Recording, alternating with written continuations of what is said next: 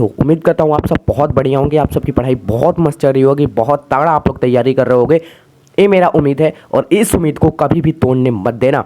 दोस्तों, आज के इस क्लास में हम लोग करने वाले हैं इलेक्ट्रोस्टैटिक के मोस्ट एमवीवीआई क्वेश्चन जो कि हर साल एग्जाम में पूछे जाते हैं।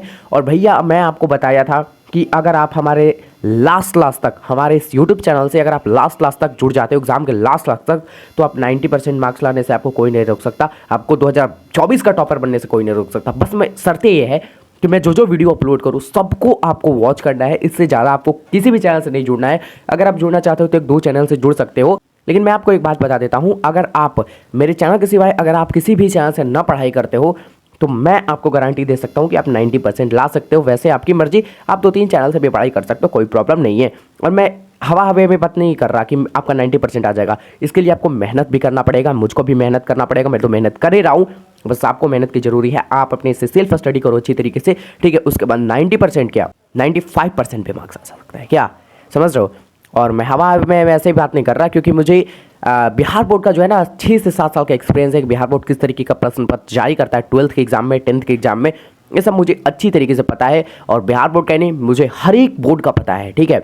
जैसे कि महाराष्ट्र बोर्ड हो गया, झारखंड बोर्ड हो गया, यूपी बोर्ड हो गया, इस टाइप का मुझे हर एक बोर्ड का एक्सपीरियंस है 6 से 7 ईयर का। और मैं आपको, अगर आप हमारे साथ एग्जाम के लास्ट तक जुड़ जाते हो ना, तो हम आपको 100 ऑब्जेक्टिव कराएंगे, जिसमें से 100% मेरा गारंटी है कि 50 ऑब्जेक्टिव वही आपके सेम प्रश्न पत्र में रहेगा, ठीक है। तो आई क्लास को स्टार्ट करते हैं बिना किसी देरी के। पहला नंबर क्वेश्चन है कि विद्युत फ्लक्स का एसआई मात्रक पूछ रहा है। और एक बात और कि साथ में जैसे यहाँ पे विद्युत फ्लक्स से रिलेटेड क्वेश्चन आ गया, तो इसके बारे में कुछ बेसिक जानकारी भी हम लोग लेते चलेंगे। तो विद्युत फ्लक्स होता क्या है, तो किसी भी सतह से होकर गुजरने वाली विद्युत क्षेत्र रेखाएं की जो संख्या होती है वही हमारा विद्युत फ्लक्स होता है। क्लियर है। तो यहाँ पे क्वेश्चन कहता है कि विद्युत फ्लक्स का एसआई मात्रक क्या होता है। ऑप्शन ए वोल्ट बटा metre, option B volt metre, option C volt बटा मीटर वर्ग, ऑप्शन डी इनमें से कोई नहीं। तो यहाँ पे इसका सही ऑप्शन हो जाएगा गाइस वोल्ट मीटर। क्या हो जाएगा, बी वाला ऑप्शन यहाँ पे सही हो जाएगा। और यहाँ पे जो वोल्ट बटा मीटर है ना, ये होता है इलेक्ट्रिक फील्ड का, और यहाँ पे वोल्ट मीटर हो जाएगा विद्युत फ्लक्स का। क्लियर है। सेकेंड क्वेश्चन देख लेते हैं। आवेश की बीमा की बात कर रहा है, यानी कि चार्ज की डायमेंशन की बात कर रहा है। तो सबसे पहले समझ लो, आवेश को इंग्लिश में चार्ज कहते हैं, इसे क्यू से सूचित करते हैं। इसका ऐसा ही मात्रक होता है कूलम्ब, ठीक है। आवेश की बीमा होती है 80, तो यहाँ पे ए वाला ऑप्शन हमारा सही हो जाएगा।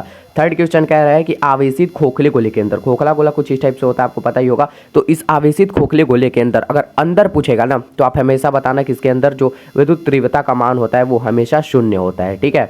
चलो 4 नंबर क्वेश्चन देखते हैं कि किसी धन आवेशित, मान लो कोई धन आवेशित वस्तु है और इसमें क्या होगी, इलेक्ट्रॉन की कमी होगी, इलेक्ट्रॉन की बढ़ोतरी होगी, कोई परिवर्तन नहीं होगा, या फिर इनमें से कोई।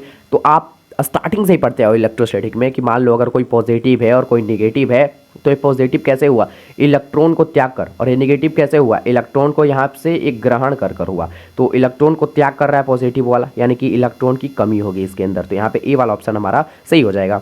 5th नंबर क्वेश्चन देखिए, हवा में एप्सिलॉन आर कह रहा है। हवा में एप्सिलॉन आर का क्या वैल्यू होता है, हवा में या फिर निर्वात में आपका पूछ दे, फ्री स्पेस में पूछ दे, तो 1 मारना। यहाँ पे बी वाला ऑप्शन हमारा बिल्कुल ही करेक्ट हो जाएगा, ठीक है। और साथ में ये भी जान लेते हैं, अगर आपको मेटल का पूछ दे, कोई धातु का पूछ दे, तो धातु का जो धातु का जो आपका क्या बोला जाता है, धातु का जो आपका परावैद्युतांक होगा वो हमारा इन्फिनाइट होता है। क्या होता है, इन्फिनाइट होता है। और पानी का अगर बात कर ले, तो पानी का 80 या फिर कोई कोई केस में 81 भी दे देता है, तो आपको याद रखना है। 6 नंबर क्वेश्चन देखिए, परावैधुता का एसआई मात्रक, यहाँ पे कोई ऑप्शन नहीं है, विदाउट ऑप्शन आप बताओ।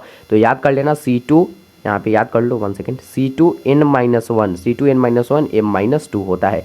ये सब मैं आपको विदाउट ऑप्शन का दे रहा हूँ ताकि आपको हाँ लग सके कि विदाउट ऑप्शन का भी अगर क्वेश्चन कहीं पे पूछा जा चुका है, पूछा गया हो, तो मैं वहाँ पर भी गर्दा मचा दूंगा। स्टडी क्लासेस के स्टूडेंट वहाँ पे गर्दा मचा कर आएंगे। 7 नंबर क्वेश्चन देखिए, गॉस सतह होता है। आज तक एक क्वेश्चन आपके ना ऑब्जेक्टिव में मिला है, कहीं पे भी मॉडल पेपर उठा लो, गेस पेपर उठा लो, बुक उठा लो, नहीं है। ये मैंने खुद से ई ऑब्जेक्टिव को क्रिएट किया है। तो गॉस का सतह कैसा होता है, बंद सतह होता है। आप लोग पढ़ते हो जो गॉस का प्रमेय लागू होता है, ये हमारा क्या होता है, कोई बंद सतह में लागू होता है। और गॉस का प्रमेय क्या होता है, गॉस का प्रमेय होता है कि फाई इक्वल टू क्यू बटा एप्सिलॉन नॉट, ठीक है। ये प्रमेय होता है गॉस का प्रमेय। चलो, आवेश को सूचित किया जाता है, स्टार्टिंग महीने मैंने आपको जो बता दिया थोड़ी, आवेश को सूचित किया जाता है किस चीज़ से भैया, एम से, सी से, टी से, क्यू से, तो यहाँ पे डी वाला ऑप्शन हो और सही हो जाएगा। और यहाँ पे आप एक बात जान जाना कि इसको छोटा क्यू से भी या फिर बड़ा क्यू से भी प्रदर्शित कर सकते हैं, कोई प्रॉब्लम नहीं है। विद्युत तीव्रता कौन सी राशि है, विद्युत तीव्रता एक सदिश राशि है। यहाँ पे सदिश आप सही कर लेना, सदिश ऐसी हो जाती है, सदिश राशि एक विद्युत तीव्रता होती है। आवेशित संधारित्र पर कुल आवेश कितना होता है? कोई आवेशित संधारित्र है, इस पर कुल आवेश कितना होगा? तो यहाँ पे JdRO होता है। क्या होता है? JdRO, यानी कि शून्य होता है। आवेशित संधारित्र पर कुल आवेश शून्य होता है। चलो, दो आवेशों के बीच लगने वाला बल को नियंत्रित करने वाला नियम को क्या कहा जाता है भैया?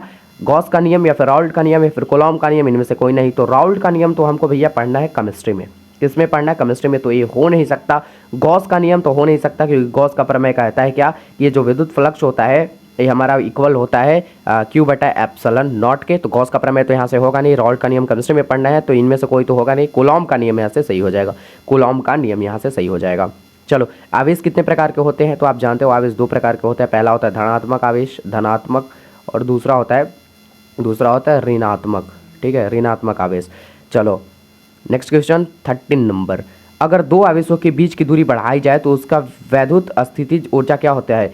अगर दूरी अगर आप बढ़ा देते हो तो वो घट जाती है। दूरी अगर आप बढ़ा दोगे तो घट जाएगी, अगर दूरी घटा दोगे तो वो बढ़ जाएगी। ठीक है, चलो 14 नंबर क्वेश्चन देखते हैं कि आवेश का CGS यूनिट क्या होता है। सबसे पहले आप CGS यूनिट से पहले आप इसका SI यूनिट जान लो। तो वो होता है बच्चा कूलॉम। क्या होता है? कूलॉम होता है। लेकिन यहाँ पे बात करें CGS मात्रा की, तो बताओ PSG होता है, या फिर EATU होता है, या फिर ESG होता है, या फिर ESU होता है? तो ESU होता है, समझ गए। चलो, 1 फैराड बराबर होता है। दरअसल ये केमिस्ट्री का भी बहुत ज़्यादा MBBI ऑब्जेक्टिव क्वेश्चन है, और फिजिक्स का भी MBBI बहुत ज़्यादा इंपॉर्टेंट क्वेश्चन है। 1 फैराड बराबर कितना होता है? 96,800 कूलम, 96,500 कूलम, 3900 कूलम, या फिर 5600 कूलम?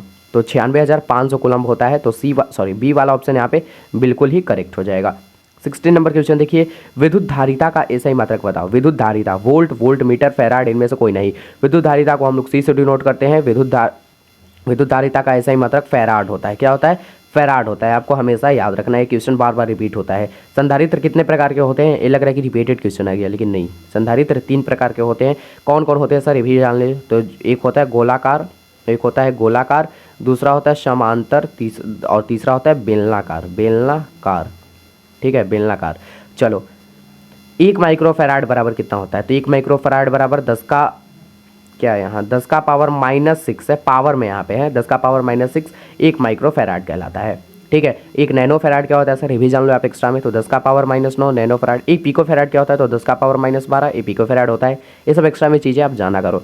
चालक की विद्युत धारिता क्या होती है? यहाँ पे दरअसल टाइपिंग नहीं है, यहाँ पे ड्रॉ किया गया है। चालक की विद्युत धारिता क्या है? C बराबर Q/V, या फिर G बराबर V/Q, या फिर C बराबर W/Q, या फिर D यहाँ पे नॉट है। तो यहाँ पे ऑप्शन नंबर जो है A सही हो जाएगा। C बराबर Q/V, Q आवेश है और V है विभवांतर। विद्युत विभव का मात्रक यहाँ से क्या होगा? ये आपके लिए होमवर्क दरअसल है। तो आज के हम लोग यहाँ पे मेरा टारगेट था कि 20 ऑब्जेक्टिव क्वेश्चन कैसे भी करके इलेक्ट्रोसिटी का क्लियर कर ले। तो फाइनली ये सब जितने भी क्वेश्चन हैं इन सबको आप क्लियर कर लेना। ये सब जितने भी क्वेश्चन हैं सबको आप क्लियर कर लेना। PDF के लिए आप हमारे WhatsApp पे आ सकते हैं। आप हमारे WhatsApp से बात कर सकते हैं फ्री में। वहाँ पे मैं आपको PDF दे दूंगा। डिस्क्रिप्शन में यहाँ पे हमारा WhatsApp नंबर मिल जाएगा। आप वहाँ से सिंपली आप हमें मैसेज करो। तो थैंक यू सो मच। मिलते हैं किसी नई धमाकेदार वीडियो के साथ। तब तक के लिए लाइक से सब्सक्राइब। जय हिंद, वंदे मातरम।